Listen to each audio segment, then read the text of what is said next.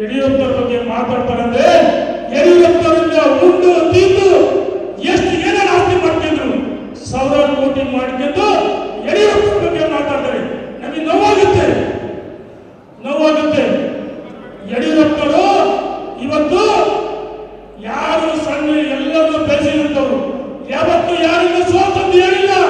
ನನ್ನ ಎತ್ತು ತಾಯಿ ಮನೆ ಸವಾಲಕ್ಕೆ ಧರ್ಮಸ್ಥಳಕ್ಕೆ ಬರ್ತೀನಿ. ಯಡಿಯೂರಪ್ಪರ ಬಗ್ಗೆ ವಿಜಯದ ಬಗ್ಗೆ ಮಾತಾಡ್ತಿಲ್ಲ. ತಾಳ್ಮೆ ಇದೆ, ಬನ್ನಿ ಧರ್ಮಸ್ಥಳಕ್ಕೆ. ನನಗೆ ವಿಜಯೇಂದ್ರವರು ನಮ್ಮನ್ನೆಲ್ಲ ಕಲ್ಗೋಣ ಕಾಡೋಣ ಜಿಲ್ಲೆ ಬಂದೆ ಪ್ರಶ್ನೆ ರವೀಂದ್ರನಾಥ್ ಠಾಕೂರ್ ನೀವೆಲ್ಲರೂ ಓಡಾಟ ಮಾಡಬೇಕಂತ ಹೇಳಿದ್ರು. ಪುಣ್ಯಾತ್ಮ ಅಂಥವ್ರ ಬಗ್ಗೆ ಹಗುರವಾಗಿ ಮಾತಾಡ್ತಿಲ್ಲ. ಇದು ಜನ, ಈ ಜಿಲ್ಲೆಯ ಜನ ಸಹಿಸಲ್ಲ. ಇದು ಒಳ್ಳೆಯದಲ್ಲ. ಇಲ್ಲಿ ಸಂಘಟನೆ ಮಾಡಿ, ಇಲ್ಲಿ ಕೆಲಸ ಮಾಡಿ, ಹೋರಾಟ ಮಾಡಿ ಅಂದ್ರೆ ಯಾರೋ ಒಬ್ಬ ವ್ಯಕ್ತಿ ಜೊತೆಗೆ ಎಲ್ಲರೂ ರಾಯಚೂರು ಆಗ ಬೀದರ್ ಹೋಗಿದ್ದಾರೆ. ಇಲ್ಲಿ ತೋರ್ಸಪ್ಪ ನಿನ್ನ ಶಕ್ತಿ ಸಾಮರ್ಥ್ಯವನ್ನ. ಅಯ್ಯಲ್ಲ ಹರಿಯಾಣ ಜನ ಗೆಲ್ಸಿದ್ದಿಲ್ಲ. ದಾವಣಗೆರೆಗೆ ಲೋಕಸಭೆ ಕಳಿಸಿದ್ವಿ. ದಾವಣಗೆರೆ ರವೀಂದ್ರನಾಥ್ ಅವರ ನೇತೃತ್ವದಲ್ಲಿ ಅವತ್ತು ರಮಣ್ಯ ಆಗ್ತಿದ್ರು. ಅಂತದ್ರಲ್ಲ ಬರೀರಾಜು. ಈಗ ವಿನಾಕಾರಣ ರವೀಂದ್ರನಾಥ್ ಅವರು ಯಾವತ್ತು ಜೀವನದಲ್ಲಿ ಮ್ಯಾಚ್ ಫಿಕ್ಸ್ ಮಾಡಿಕೊಂಡಿಲ್ಲ.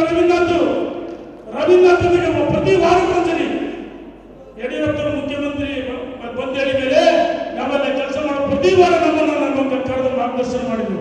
ರವೀಂದ್ರನಾಥ್ ಅವರ ಚುನಾವಣೆ ಇನ್ಚಾರ್ಜ್ ಅಂತ ಹೇಳಿ ಸನ್ಮಾನ್ಯ ಯಡಿಯೂರಪ್ಪನವರು, ಪ್ರಹ್ಲಾದ್ ಜೋಶಿ ಅವರು, ಅಗರ್ವಾಲ್ ಅವರು ಘೋಷಣೆ ಮಾಡಿದ ಮೇಲೆ ರವೀಂದ್ರನಾಥ್ ಅವರು ನಮ್ಮ ಯಾರನ್ನು ಬಳಸಲಿಲ್ಲ. ಇದು ಸತ್ಯ.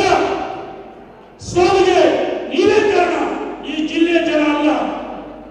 ಆದ್ರೆ ಜನಾದೇಶ ಬಂದಿರಬಹುದು. ಸೋತ ತಕ್ಷಣ ಎಲ್ಲರ ಬಗ್ಗೆ ಅನುಭವ ಮಾತಾಡೋದು ಇದು ಸರಿಯಲ್ಲ ಅಂತ ಹೇಳಿ ಚರ್ಚೆ ಕೊಟ್ಟಿದೆ.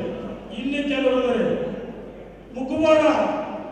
ಮುಖವಾಡ ಸ್ವಯಂ ಘೋಷಿತ ನಾಯಕರು ಅವರನ್ನು ಅವರೇ ತೋರಿಸಿದ್ರು. ಹಿಂದೂ ಹುಲಿ ಅಲ್ಲ, ಇಲಿ ನೀವು. ಸನ್ಮಾನ್ಯ ಯಡಿಯೂರಪ್ಪ ಬಗ್ಗೆ ಪೂಜ್ಯ ತಂದೆಯವರು ಮಗ ಅಂತ ಹೇಳ್ತಲ್ಲ ಮಲ್ಲಿಕಾರ್ಜುನ, ಪಕ್ಷ ಸಂಘಟನೆ ತಾಯಿ ಸಮಾನ. ಅದಕ್ಕೆ ತಂದೆಯವರು ಬೇಕು ತಾನೆ. ಪೂಜ್ಯ ತಂದೆ ಸ್ಥಾನದಲ್ಲಿ ಯಡಿಯೂರಪ್ಪ ಇದ್ದಾರೆ. ಪೂಜ್ಯ ತಂದೆ ಸ್ಥಾನದಲ್ಲಿ ಯಡಿಯೂರಪ್ಪ ಅಂತ ಬಂಡೆ ಶಕ್ತಿ ಇದ್ದಾಗ ಈ ರಾಜ್ಯದಲ್ಲಿ ರಾಜ ಹುಲಿ ಒಂದೇ. ಸನ್ಮಾನ್ಯ ಯಡಿಯೂರಪ್ಪ ರಾಜ ಹುಲಿ.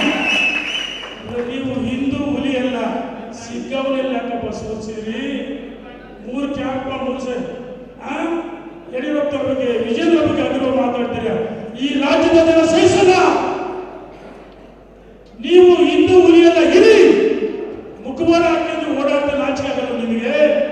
ಬನ್ನಿ, ಭಾರತೀಯ ಜನತಾ ಪಾರ್ಟಿ ಕಟ್ಟಿದ್ದು ಯಡಿಯೂರಪ್ಪ, ಬೆಳೆಸಿದ್ದು ಯಡಿಯೂರಪ್ಪ.